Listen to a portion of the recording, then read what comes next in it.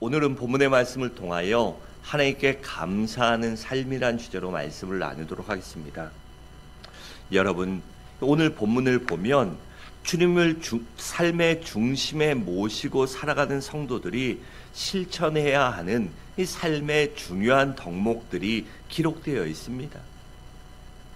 그런데 이러한 성도들의 삶의 실천 덕목을 말하기에 앞서서 이 5절부터 11절까지는 그리스도인들이 버려야 할 옛 성품과 옛 행실을 가르쳐 줍니다.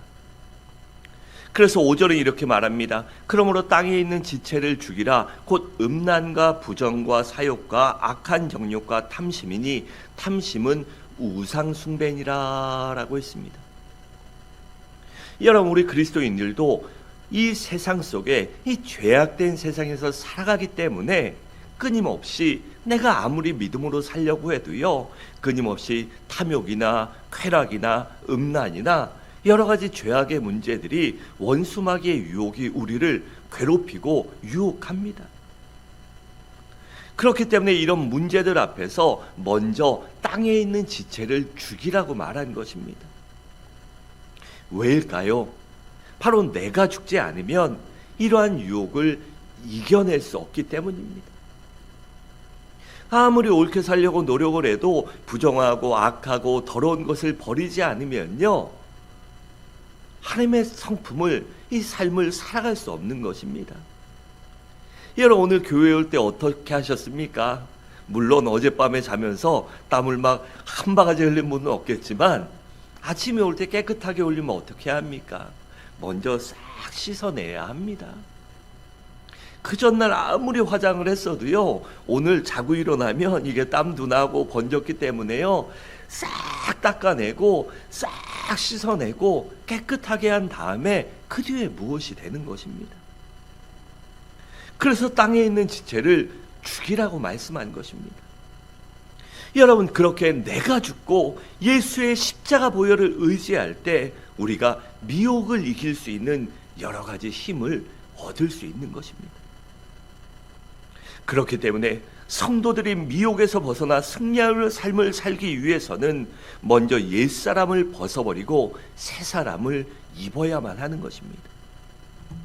그러고 나서 그리스도 안에서 새로운 피조물답게 살아내기 위해서 애쓰고 노력해야 하는 것입니다. 여러분, 우리는 어떤 사람들입니까? 하나님께 택함 받은 거룩한 성도들입니다. 그렇기 때문에 이것은 하나님의 은혜고 하나님의 도우심이고 사랑이지 나의 선행이나 나의 노력이나 어떠한 대가로 거듭난 것이 아니라 오직 하나님의 은혜로 구원받았습니다. 그래 디모데후서 1장 9절에 이렇게 말씀합니다. 하나님이 우리를 구원하사 거룩하신 소명으로 부르심은 우리의 행위대로 하심이 아니요 오직 자기의 뜻과 영원 전부터 그리스도 예수 안에서 우리에게 주신 은혜대로 하심이라 라고 했습니다. 또 에베소 1장 7절은 이렇게 말씀합니다. 우리는 그리스도 안에서 그의 은혜의 풍성함을 따라 그의 피로 말미암아 속량 곧 죄사함을 받았느니라 라고 했습니다. 또 에베소 2장 8절은 이렇게 말씀합니다. 너희는 그 은혜에 의하여 믿음으로 말미암아 구원을 받았나니 이것은 너희에게서 난 것이 아니요 무엇이요 하나님의 선물이라 라고 했습니다. 여러분, 그렇다면 이렇게 오직 하나님의 은혜로 구원받고 택함받고 살아가는 하나님의 자녀가 된 영원한 천국을 소유할 수 있게 된 성도들은 어떠한 삶을 살아야겠습니까? 바로 우리에게 은혜를 베풀어 주시는 그 하나님께 진정으로 감사하는 삶을 살아야 하는 것입니다. 여러분, 하나님께서는 죄인인 우리를, 나를 사랑하시기 때문에 예수 그리스도를 이 땅에 보내주셨습니다. 그리고 예수님께서도 나를, 우리를 사랑하시기 때문에 나의 죄를 대속하시기 위해서 십자가에서 죽으셨습니다. 머리에는 가시면류관을 쓰고 온몸은 채찍질을 맞아 찢어지셨고 양손과 발은 십자가에 못 박히셨습니다. 그리고 6시간 동안이나 십자가에 매달려 계시다가 창으로 옆구리를 찔려서 물과 피를 다 쏟아내시고 죽으셨습니다. 여러분, 이처럼 죄가 없으신 하나님의 아들이신 예수 그리스도께서 나를 살리시기 위해서 죽으신 것입니다. 그 은혜로 말미암아 아무런 공로나 노력이나 대가 없이 구원받았으니 우리가 어떻게 감사하지 않을 수 있겠습니까?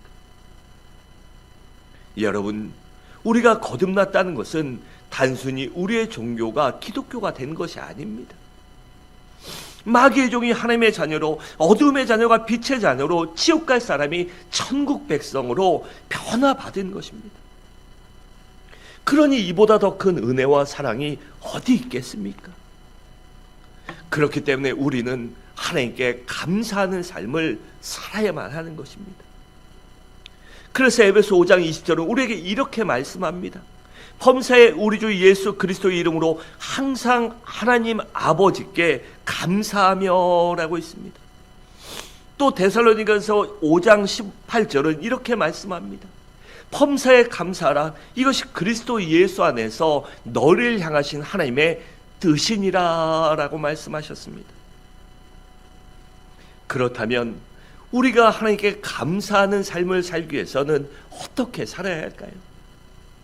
다시 말해, 우리가 삶으로 하나님께 감사하는 삶이란 어떠한 삶일까요? 첫째로는 용서와 사랑을 실천하는 삶입니다. 12절은 이렇게 말합니다. 너희는 하나님이 택하사 거룩하고 사랑받은 자처럼 긍휼과 자비와 겸손과 오래 참음, 온유와 오래 참음을 어떻게 해요? 옷 입고 라고 했습니다. 여러분, 여기 옷 입고란 무슨 말일까요? 바로 앞에 나오는 그 예수님의 신앙과 인격을 닮아가고 배우라는 것입니다. 그리고 이어지는 13절과 14절에서는 성도가 덧입어야 한, 옷 입어야 할, 이 배워야 할 삶을 두 가지로 정의합니다. 먼저는 다른 사람을 용서하는 삶입니다. 여러분, 13절은 이렇게 말씀합니다. 누가 누구에게 불만이 있거든 서로 용납하여 피차 용서하되 주께서 너희를 용서하신 것 같이 너희도 그리하고 라고 했습니다. 여러분, 예수님께서는 우리의 죄와 잘못에 대해 끝까지 참으시고 우리가 돌아오고 회개하기를 원하시고 기다리십니다. 그리고 주께 돌아와 회개하면 모든 것을 용서하시고 있는 그대로 받아주십니다. 그래서 우리는 주님의 용서와 사랑을 배워 용서의 삶을 살아야 하며, 그로 인해 그 성도들이 모인 교회는 용서와 관용과 사랑이 넘치는 따뜻한 그러한 가족 같은 공동체가 되어야 하는 것입니다. 여러분, 교회는요, 각기 다른 성별도 다르고 나이도 다르고 환경이나 생각이나 많은 것이 다른 사람들이 모인 공동체입니다. 그렇기 때문에 때로는 실수와 비난받을 일도 일어납니다. 그런데 이러한 일들을 용납하고 용서하지 않고 비판과 비난이 계속된다면 공동체가 어렵게 되고 종국에는 이 공동체의 아름다움을 잃어버리게 될 것입니다. 물론 실수와 잘못을 한 사람도 그 잘못에 대해서 용서하고 회개해야 되겠지요. 그렇기 때문에 빚진 자의 빚을 면제해서 은혜를 베푸는 것처럼 우리도 하나님의 은혜를 베풀기 위해서, 이 용서하기 위해서, 관용을 베풀기 위해서 노력해야 하는 것입니다. 또한 사랑하는 삶을 덧입어야 합니다. 14절은 이렇게 말합니다. 이 모든 것 위에 사랑을 더하라. 이는 온전하게 매는 띠니라 라고 했습니다. 여러분, 하나님의 사랑으로 죄사함 받고 구원받은 성도들은 용서하는 것이, 참는 것이 끝이 아니라 예수님을 본받아 사랑하고 그를 위해 기도할 수 있고, 이 긍휼히 여기고 애통하는 마음을 품을 수 있는 자리까지 자라나야 합니다. 여러분, 성도의 실천 덕목 중에 가장 기본이 용서와 용납이나 관용이라면 그것을 온전케 하는 것은 바로 사랑입니다. 그런데 여기서의 사랑은 자기 희생적인 사랑으로 위로는 하나님을 사랑하고 아래로는 이웃을 사랑하는 것입니다. 그런데 사람들은 어떻습니까? 때로는 자신의 명예를 위해서 아니면 이름이나 뭔가 존중받기 위해서 자비와 긍휼을 베풀기도 합니다. 타인을 존중하지 않으면서 존중하는 척하기도 합니다. 말투나 눈빛만 봐도 압니다. 저 사람이 날 어떻게 여기는지 행동을 보면 압니다. 그런데 그렇게 주님의 사랑에 기초하지 않고 하는 행위는 아무리 선행이고 아무리 좋은 모습으로 포장됐다고 해도요, 결국은 종국에는 문제를 야기시킵니다. 그렇기 때문에 내가 받은 하나님의 사랑으로 나를 채우려고 노력해야만 그 하나님의 온전한 사랑을 실천할 수 있고 하나님께 영광 돌리는 삶을 살아갈 수 있는 것입니다. 우리가 봉사할 수 있습니다. 그렇잖아요. 봉사할 수 있고 섬기는 수 있습니다. 그런데 거기에 그리스도의 사랑과 은혜가 없다면 지치게 되지요. 가장 먼저는 지치게 됩니다. 그 다음에 어떻게 합니까? 포기합니다.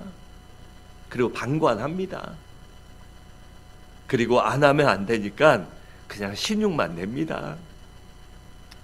얼마나 안타깝습니까? 봉사하고 하나님 말씀에 순종하려고 그래도 어찌되었건 애쓰고 노력했는데 남는 게 없으니 얼마나 안타까운 일입니까? 그렇기 때문에 우리 안에 이 주님의 사랑과 은혜를 채워야 하는 것이고 성령 충만받아 성령의 능력으로 하나님의 말씀과 은혜를 끊임없이 공급받아야 하는 것입니다. 둘째로 우리가 감사하는 삶이란 바로 그리스도의 평강을 누리며 감사하는 삶입니다. 15절에 이렇게 말씀합니다. 그리스도의 평강이 너희 마음을 주장하게 하라. 너희는 평강을 위하여 한 몸으로 부르심을 받았나니 너희는 또한 감사하는 자가 되라 라고 했습니다. 여러분, 이 말씀이 무엇입니까? 즉 하나님의 성품을 따라 용서와 사랑을 실천하고 새 사람으로 덧입은 성도들의 마음에는 그리스도의 평강이 자리 잡고 있어야만 한다는 것입니다. 그래서 시편 35편 27절은 우리에게 이렇게 말씀합니다. 나의 의를 즐거워하는 자들이 기꺼이 노래 부르고 즐거워하게 하시며 그의 종의 평안함을 기뻐하시는 여호와는 위대하시다 하는 말을 그들이 항상 말하게 하소서라고 했습니다. 하나님의 의, 하나님을 즐거워하는 자들이 기꺼이 노래 부른다는 것입니다. 그 하나님의 평강과 은혜가 임하지 않으면요, 기꺼이 자발적으로 하나님께 찬양하고 감사할 수 없다라는 말입니다. 그 감사가 진실되지 않다라는 것입니다. 그래서 시편 기자는 그러한 마음이 감사가 넘치는 삶을 살게 해달라고 자신의 마음을 주장하게 해달라고 하는 것입니다. 또 요한복음 14장 27절은 이렇게 말씀합니다. 평안을 너희에게 끼치노니 곧 나의 평안을 너희에게 주노라. 내가 너희에게 주는 것은 세상이 주는 것과 같지 아니하니라. 너희는 마음에 근심하지도 말고 두려워하지도 말라라고 했습니다. 또 요한복음 16장 33절은 이렇게 말씀합니다. 이것을 너희에게 이르는 것은 너희로 내 안에서 평안을 누리게 하려 함이라. 세상에서는 너희가 환난을 당하나 담대하라. 내가 세상을 이기었노라 라고 했습니다. 여러분, 우리 주님께서 십자가에 죽으신 후에 그 제자들이 어떻게 됐습니까? 두려움에 떨며 뿔뿔이 흩어지고 숨었습니다. 그때 주님께서 그들을 찾아가 만나 주십니다. 그리고 야단치십니까? 이 믿음 없는 것들아, 그렇게 3년 동안 하고도 아직도 정신 못 차리냐? 그러지 않습니다. 그들에게 나타나셔서 평안을 주시고 믿음의 확신을 가지라고 말씀하십니다. 여러분, 그런데 제자들에게 하셨던 그 말씀은요, 그들에게만 하신 것이 아닙니다. 그들과 동일한 예수 그리스도를 나의 주 나의 하나님으로 믿는 모든 성도들에게도 동일하게 주신 말씀입니다. 여러분, 죄인이었던 우리들이 예수를 나의 주 나의 하나님으로 믿음으로 말미암아 구원받아 거룩한 하나님의 자녀가 될 때 우리에게 하나님과 화목하고 평강을 누릴 수 있는 그 하나님의 평강이 우리에게 나의 마음속에 임하게 됩니다. 그렇기 때문에 믿음으로 살아가는 성도들의 삶에는 그리스도의 평강이, 하나님의 평강이 넘쳐야 하는 것입니다. 그렇기 때문에 그러한 그리스도의 평강이, 하나님의 평강이 마음속에 있는 성도들이 모인 교회는요, 상한 심령을 치유하며 성령 안에 하나 되게 하는 일을 해야만 하는 것입니다. 그런데 만일 교회가 그리스도의 평강으로 하나 되지 못하면 교회를 통한 영혼 구원의 사역을 감당하지 못할 뿐만 아니라 하나님께도 영광을 돌리지 못하게 되는 것입니다. 그렇기 때문에 모든 성도들이 한 명도 빠짐없이 내가 그리스도의 몸의 일부라는 사실을 잊지 말고 자신의 마음과 교회 전체가 그리스도의 평강이 지배하는 삶을 살아내도록 노력해야 하는 것입니다. 내가 이 교회 믿음의 공동체에 박힌 돌이 되는 것이 아니라, 걸림돌이 되는 것이 아니라 디딤돌이 되기 위해서 노력해야 하는 것입니다.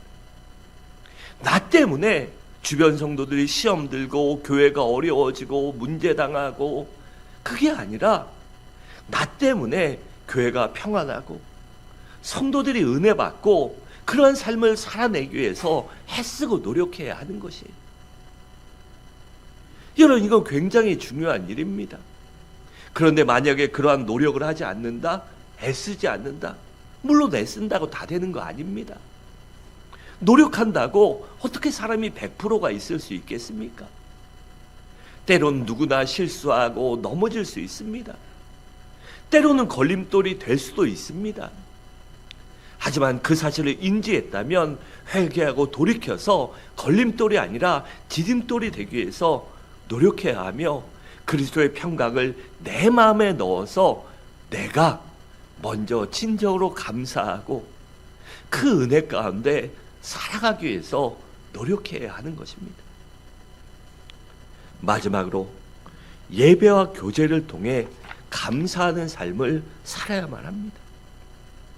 16절과 17절은 이렇게 말씀합니다.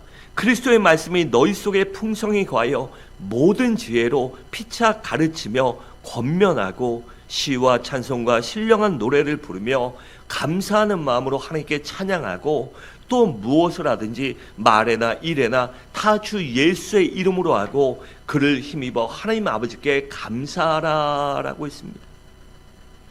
여러분, 여기서 그리스도의 말씀이 무엇을 말할까요? 바로 우리에게 주신 성경 66권을 말합니다. 그래, 디모데후서 3장 16절은 이렇게 말씀합니다. 모든 성경은 하나님의 감동으로 된 것으로 라고 했습니다. 또 디모데후서 4장 5절과 6절은 이렇게 말씀합니다. 하나님의 말씀과 기도로 거룩하여짐이니라. 내가 이것으로 형제를 깨우치면 그리스도 예수의 좋은 일꾼이 되어 믿음의 말씀과 내가 따르는 좋은 교훈으로 양육을 받으리라 라고 했습니다. 여러분, 16절에서는 모든 지혜로 피차 가르치고 권면하는 것 같은 성도 간의 교제에 있어서 시와 찬미와 신령한 노래로 하나님께 감사하라고 했습니다. 여러분, 찬양하는 것과 같은 예배에 있어서 그리스도의 말씀이 성도의 마음에 풍성히 거해야 하는 것입니다. 뿐만 아니라 우리 성도는 일상생활 중에서도 그리스도가 우리의 삶의 중심이, 마음의 중심이 되어야만 합니다. 그래야만 진정한 예배를 드릴 수 있고 진정한 교제가 이루어지기 때문입니다. 또한 주 예수의 이름으로 모든 일을 행하라는 이 말씀은 그리스도의 영광과 명예를 위하여 그리스도를 생각하며 살라는 것입니다. 그래서 예수 그리스도가 성도의 주인이며 성도는 그분의 종으로 주님의 이름에 합당한 영광을 돌려야 하는 그러한 삶을 살아가야 하는 책임이 있다는 것입니다. 여러분, 우리가 믿음 생활하면 하나님의 은혜를 베풀어 주십니다. 우리 모두가 원하는 은혜, 축복. 하지만 그런 삶을 살기 위해서는 무엇을 해야 한다는 것입니까? 바로 그리스도께 하나님께 영광을 돌리는 삶을 살아야 한다는 책임과 의무가 있다는 것을 잃어버리지 않고 잊어버리지 않고 기억하며 살아내기 위해서 애쓰고 노력해야 한다는 것입니다. 그래서 성도들은 우리의 삶의 전 영역에서 예수 그리스도의 종으로 살아가는 삶을 살아내야 한다는 것이에요. 그리고 내 삶뿐만 아니라 교회의 각 지체들, 모든 성도들이 자신이 예수 그리스도의 지체임을 확인하고 서로를 돌아보며 서로 격려하고 권면하고 가르쳐야 한다는 것입니다. 여러분, 가르치지 않으면 아무것도 되지 않습니다. 그래서 교회 안에서는요, 가르치고 권면해야 하는 것입니다. 그 과정을 통해서 진짜 성도를 만들어 가야 돼요. 그리고 성숙한 그리스도인으로 양육할 때 바로 교회가 교회다워지는 것입니다. 여러분, 그렇게 훈련받은 성도들이 진짜 하나님께 감사하는 삶을 살아갈 수 있는 것입니다. 진정으로 훈련받은 성도들이, 양육받은 성도들이 하나님께 감사할 수 있는 것입니다. 그래서 지금 시대에 안 맞을지 모르지만 제 개인적인 생각으로 교회에는요, 위계 질서가 분명해야 합니다. 그래, 항종직분자들 있어야 돼요. 그리고 장로님들, 권사님들 다 위계 질서가 있어서 그게 90도로 인사하고 옛날처럼 그런 건 아니지만 그래도 그들이 말하면 들어야 합니다. 그들도 함부로 말하는 게 아니라 기도하고 그들을 위해서 기도하고 눈물 흘린 후에 권면하고 가르치고, 그럴 때 교회가 교회다워지는 것입니다. 믿음으로 가르치고 양육해서 진짜 그리스도의 성도 일꾼을 만들어야 하는 것입니다.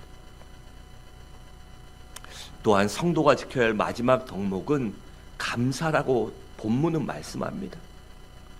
여러분, 성도의 삶은 하나님이 베풀어 주신 은혜로 말미암아 기뻐하고 감사할 수 있어야 합니다. 그래서 감사하는 사람이 성숙한 사람이며 평강의 열매는 감사를 통해서 자라게 되는 것입니다. 또한 찬양은 감사의 구체적인 표현과 동시에 감사의 마음을 유지할 수 있는 비결이기도 합니다. 그렇기 때문에 모든 일에 감사하는 삶은 모든 삶을 인도하시는 하나님을 믿고 범사에 하나님의 은혜를 증거하는 삶의 고백이 되기도 하는 것입니다. 우리가요, 말하고 생각하고 하는 대로 삶이 바뀝니다. 죽겠다. 삶이 죽을 것 같습니다. 여러분들 힘들어 죽겠어도요, 할 수 있다, 하면 된다, 하나님이 도와주실 거다, 이나마 이것도 하나님의 은혜다라고 생각하고요, 끊임없이 감사하고 하나님을 찬양해 보십시오. 그럼 삶이 감사할 거리가 넘치게 됩니다. 그런데 작은 일에도 감사하지 않고 불평하고 원망하고 그 삶이 지옥으로 바뀝니다. 똑같은 상황이지만 어떤 사람은 지옥 같은 삶을 살고요, 어떤 사람은 그 삶 속에서도 감사하고 기뻐할 수 있는 것, 그것은 바로 내가 하나님을 얼마나 찬양하고 감사하고 내 입술에 어떠한 말이 있는가, 내 생각 속에 어떠한 생각을 갖고 있는가가 좌우하는 것입니다. 그렇기 때문에 우리 성도들은요, 하나님께 날마다 감사할 수 있는 그러한 훈련을 해야 하는 것입니다. 무슨 일이 있어도 하나님 감사합니다. 여러분, 그러면요, 얼마나 감사하고 삶이 기뻐집니까? 그렇기 때문에 우리는 감사할 수 있는 삶, 찬양할 수 있는 삶을 살아내기 위해서 애쓰고 노력해야 하는 것입니다. 여러분, 구원받은 성도들은 예배와 교제를 통해 감사와 영광을 하나님께 돌려야 하는데, 그러면 우선은 하나님의 말씀이 우리 가운데 풍성히 거해야 돼요. 말씀이 풍성히 거하려면 어떻게 합니까? 말씀을 읽고 듣고 묵상하는 과정을 통해서 우리 주님께서 기뻐하는 일이 무엇인가, 우리 주님이라면 어떻게 하셨을까 라는 삶에 대한 해답을 찾아야만 합니다. 이러한 과정들을 통해서 성도들 마음속에 그 하나님의 말씀이 자리 잡고, 하나님의 말씀이 그러한가, 하나님의 말씀이 진짜인가, 이렇게 살면 하나님이 진짜 도와주실까, 그 고민을 하고요, 그 하나님의 도우심을 입어봐야 바로 우리가 성도로서 진짜 감사할 수 있는 그 하나님의 평안과 평강이 내 마음속에 찾아오게 되는 것입니다. 그리고 그러한 과정을 통해서 우리가 인생을 하나님이 기뻐하시는 그 믿음의 삶, 바른 삶으로 살아가게 되는 것입니다. 또한 이러한 생명의 길, 믿음의 길로 가는 성도들이 서로 권면하고 가르침을 받을 때 시와 찬미와 신령한 노래를 부르며 감사하는 삶을 살아갈 수 있게 되는 것입니다. 그래서 먼저 믿은 성도들이 하나님의 은혜와 도우심, 그럼에도 불구하고 그리 아니하실지라도 기도했더니, 하나님을 믿었더니 하나님이 이렇게 역사하셨습니다. 그러니 당신도 믿고 기도하세요. 내가 당신과 함께 기도하겠습니다. 내가 당신과 함께 하나님께 눈물로 부르짖겠습니다. 그럼 반드시 하나님이 도와주실 것입니다. 우리 이 사실을 믿고 감사합시다.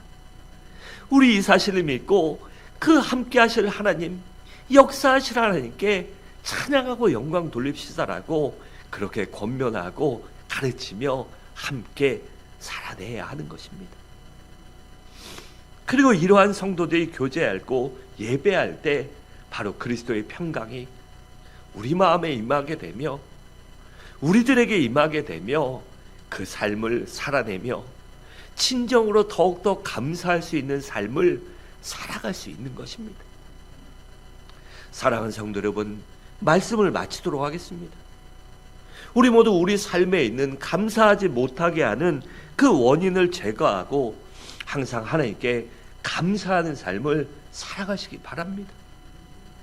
그래 우리 모두 항상 삶 속에 진정한 하나님의 평강과 감사와 은혜가 넘치는 복된 삶을 살아가시기를 주님의 이름으로 간절히 축원합니다.